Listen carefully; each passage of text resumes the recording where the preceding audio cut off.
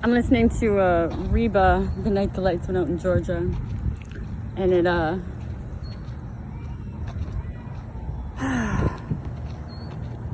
so these women, pattern reviews are always the same. It's actually a really simple pattern. There's, I guess, maybe 2 patterns you could say.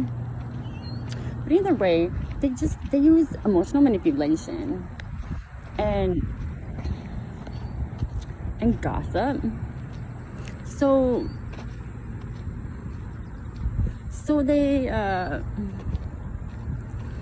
really just say shit until they find something that gets you, right? And they usually, so if you're around people, they're always making you feel bad for them. Get the fuck away from that motherfucker, okay? Well, and these bitches use sex too, so that's a thing. So if a woman is like, you can put it in my butt, you better run, motherfucker, you better run. For a million reasons. For one, you ain't the first one in that booty, okay? Lots of motherfuckers been in there. If she's just like, you can have it, that's a great idea. Run. In addition to that, I'm not saying you can't do dirty shit, okay? I'm just saying you can't be running around offering all your shit up to everybody. I'm talking about your butt and saying shit. But you know what's really funny is I woke up crabby this morning, and I'll have to give some shout outs to the people that made me not crabby. And I'm like, if I'm ever cunty, it lasts like 5 minutes. But so anyways, so anyone who's so willing to disrespect themselves, is sure as fuck gonna disrespect the shit out of you. Why do I think it's so funny that I keep saying shit when I'm talking about butt sex? But so, what a dork. Okay, so, but they,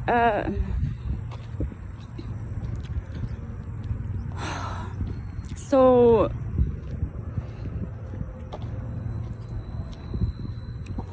oh yeah, I'm like trying to decide if I should tell 2 specific stories. I guess that's exactly what I should do. Because when it comes to people like Deb Morrell and Jenna Mickelson and Elizabeth Brown and Angela Young, and so these people, I'm talking about Gabriel Luthor now. So he's somebody that, dude, whatever's between us is written in the stars. Like, whether it's romantic or not, it doesn't even fucking matter. You can't stop this connection. You can't. And I'm very spiritual. I was born with amazing fucking gifts, thank God, because when you get a fucking family like mine, God gives you the tools to survive them and thrive from them, okay? And breaking free from them and following my heart and just divine guidance. In fact, it was a lot easier than that. It didn't make me feel good, so I fucking left. You know? I like to feel like myself. I pride myself on authenticity. And when people are trying to make you not be you, like this last kidnapping stunt they pulled, which I'll get to that too. I wasn't allowed to like read or pray or take classes or like bathe. I spent 10 months bathing in Tupperware, okay? Like, they're just fucking pigs. And the showers that I did get to have had cameras in them. Like, they're just fucking pigs. So,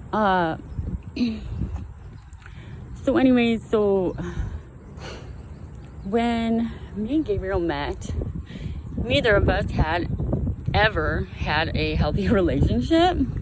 I don't think either of us gave a fuck either until we met each other.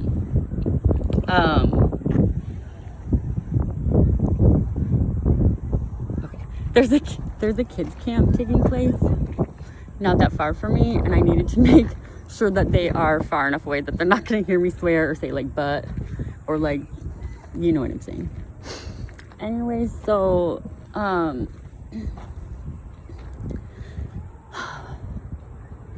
So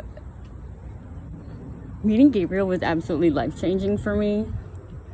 And so I knew that my family would hire people to date me or to break my heart or whatever the fuck they do, because they steal my money and then they pay people to do these things to make me look like I'm unstable, so then they can keep control of my money, which people are fucking disgusting.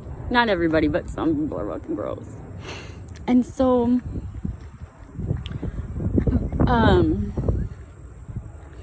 meeting Gabriel was different because there was just this, first off, I'm not a for love at first sight kind of person, but I was like, I don't even know how to explain, like, I almost want to say like infatuated, or like engulfed, like, I don't even know, I just smothered, but in a really good way, like consumed. Yeah, I think consumed is a much better word. And I mean just through text messages. And I knew that there was something scammy about it because my older sister, who's a fucking asshole. Angela Young is my older sister, who was poisoning me for a long time. Fuck you, bitch. And now she's poisoning her children. Fuck you, bitch. So so my asshole older sister was okay with this man that I met on the internet coming to her house to meet me for the first time while she's pregnant. Like, she doesn't, first of all, I wouldn't normally do that, but I knew something was up. So I just had to. So whatever. You play your games, motherfuckers, I'll play mine. And so when it was agreed that I could meet this guy and invite him over, I was like positive that whoever was showing up was not the person I was talking to, you know? I was like, I mean, like, he's this like 6 foot tall, dark, oh God, just handsome as hell, intelligent, well-spoken, just dreamy as fuck, right? And so I'm like, this motherfucker's gonna pull up. He's gonna be like some 50-year-old fat white guy. Just the complete opposite of what I'm expecting. And that's not at all what happened. So that right there, I was like, well, this is even weirder now because you know what I mean? I'm expecting it to be like, you got catfished, or like, you know what I mean? My family's assholes. They just love to see me in pain and misery, but they don't understand I'm a fucking alchemist. You can't hurt me, motherfuckers. All the evil shit that you've done to me has made me more loving and more beautiful than fucking ever. And more powerful. Oh, baby, you. Anyways, so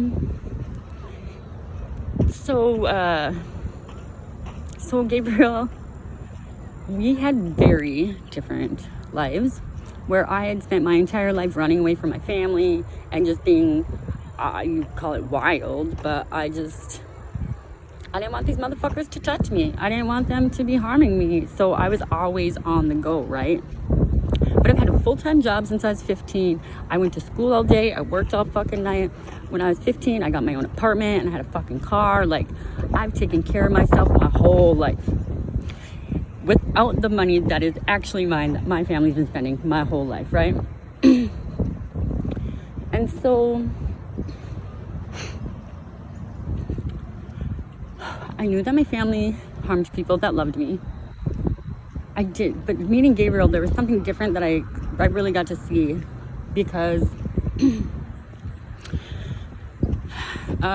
really, I never found anybody, not one single person, that I needed before, that I absolutely needed, right? And like, fuck, I can't even explain how it was. It just, me and him could have the same problems I would have had with somebody else, and before I would have been like, bye, motherfucker. Bitches on a mission.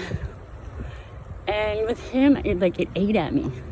It just would eat at me and make me, and like, I would just start to think about things a little bit differently. Like, I was forced into growth in ways that I did not see coming. Things, ways that I did not expect.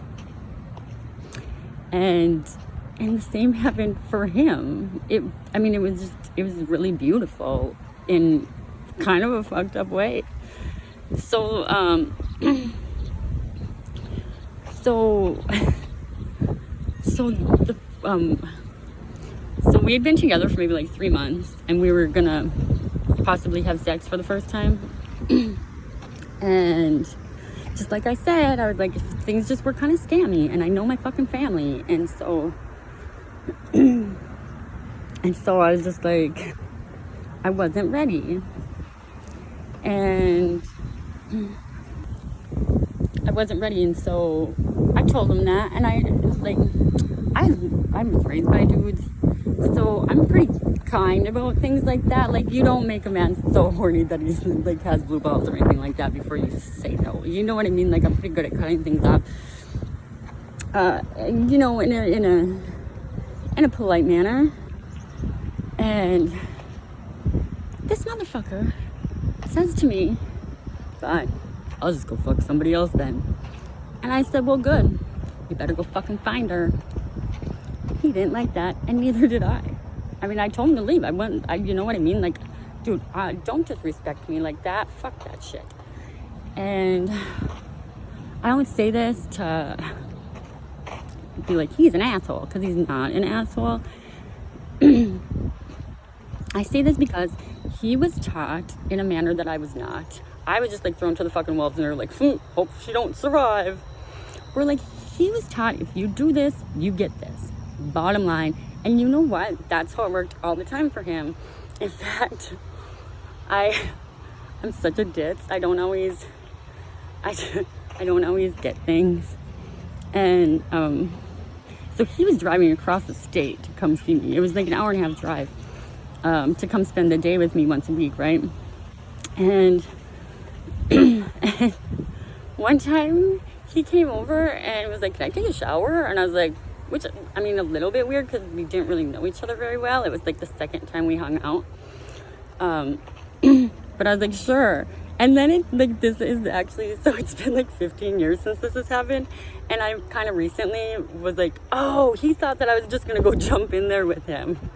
But he's that kind of a man. Like, I absolutely see women just throwing themselves at him. So this whole little shenanigans about us not sleeping together happened. And like I said, neither of us liked it.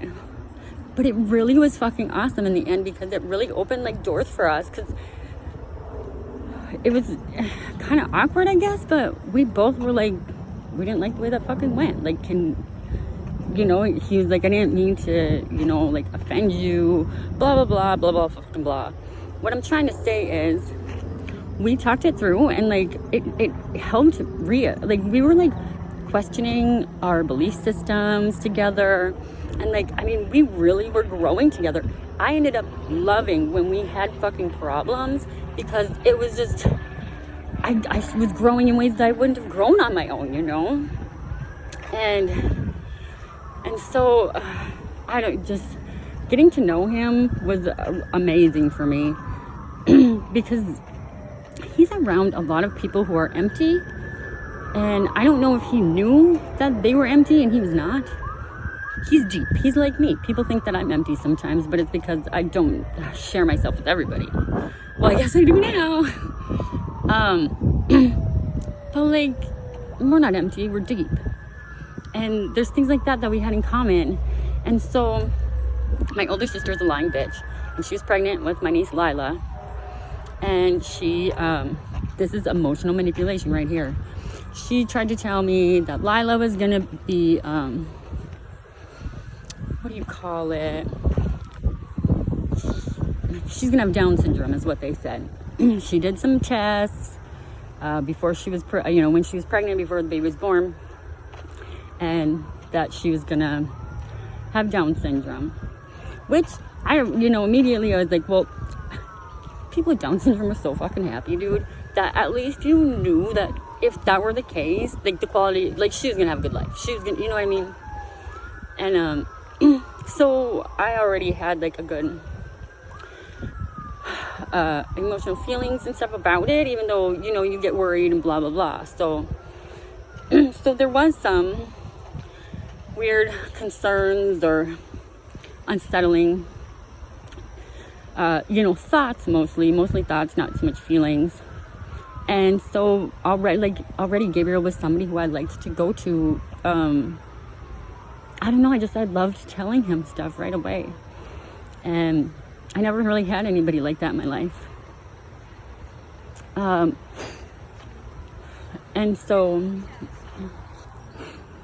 So I like immediately sent him a text message and told him what the results of the test were. And this dude called me immediately. It was like so fast that I don't even know if he really read the message. I mean, he did because of his response, but I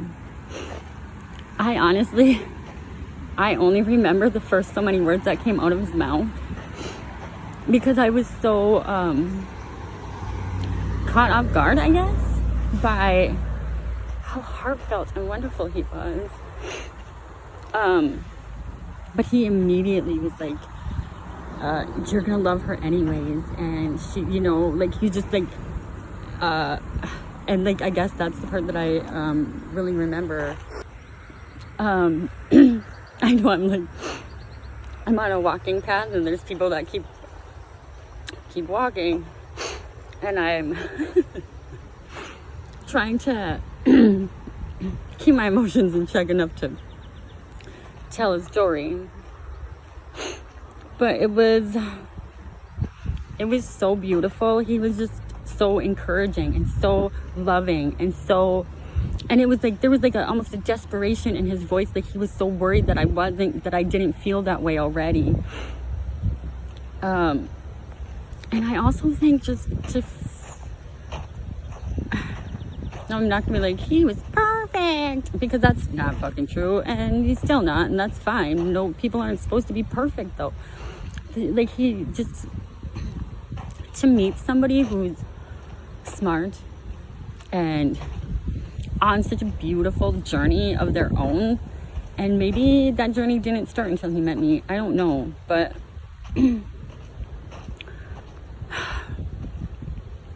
but anyways, so he had some other women in his life and stuff. Like I said, we were just like questioning our beliefs together, which was awesome because I've been doing this my whole fucking life, and like now I had a partner to do it with, and it was just, and I was like growing so much faster because of this. And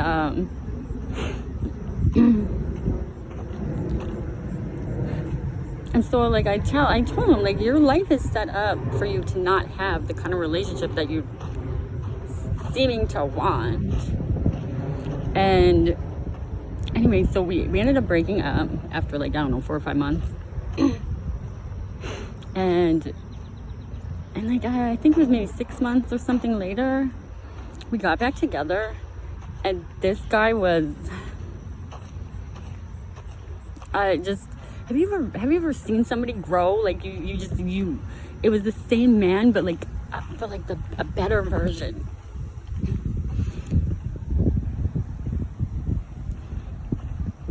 I mean, I think I'm the only person that I've seen grow that fast in a short period of time. And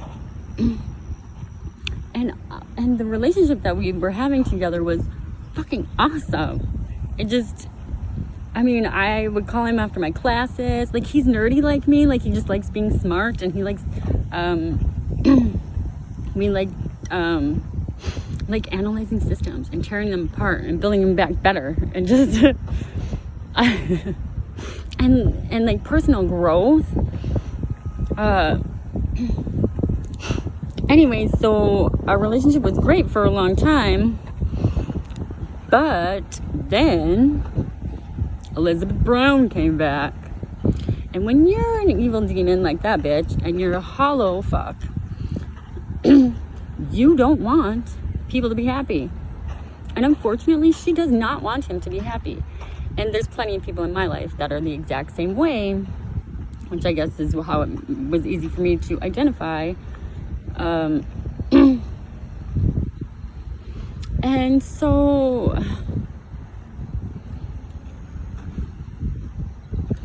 So what she started doing was using his emotions for me against him. And people in my life were helping with that. And so when you find somebody that you connect with, and when you're already insecure about it, because we are two people that don't have insecurities. Like, motherfucker, I am homeless, or that's what people might say. I live in a broke down truck, so I technically live somewhere. But okay, I always think it's funny because I don't have a chin, but then sometimes I have 25. Anyway, so but so, like, and he's the same way. He's not homeless, but he's not insecure. I mean, like, I haven't shaved my armpits in forever. Dude, you know what though? I have my fucking heads up all day. I smile, I laugh, whatever, dude. Y'all try to bring me down, bitch. I don't fall very easily. And but you know what? He's I guess, like, my insecurity. Maybe not so much now. It's like 15 years later, and like, oh, holy Hannah, if you only knew the shit that's going on. But it was such a vulnerable time for both of us, because the path that we were on were paths that we never ever thought we would take. Okay, my family's so fucking evil. I never wanted one. I never wanted a family. I never ever thought about getting married or having children. For one, I had to make goddamn sure that I'm nothing like my fucking family, and that I was going to be a good human being, okay? And then I'd had to go from there. And then I met him, and then I was like, I want those things with him. You know, like, that's something that I never... It was scary to find somebody that you need. When everyone in my life, if they knew I needed something, they went to great lengths to make sure that I didn't get it. And I mean everything, like fucking air. These people are fucking evil. And he had the same kind of evil people in his life. Okay, this is getting really long.